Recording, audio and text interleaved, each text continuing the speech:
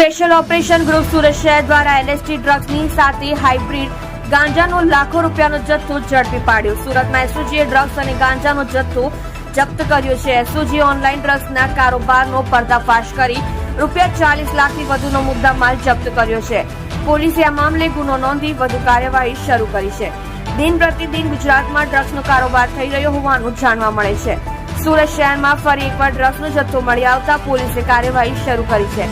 સુરત એસઓજીને બાતમી મળી હતી કે બાતમીના આધારે સુરતના અડાજણના એક મકાનમાંથી ડ્રગ્સ ગાંજાનો જથ્થો જપ્ત કર્યો હતો. ડ્રગ્સના કારોબાર સાથે સંકળાયેલા આરોપી ફરાર થઈ ગયા હતા. સુરત એસઓજીએ સૌપ્રથમ એલએસડી ડ્રગ્સ ઝડપી પાડ્યું છે.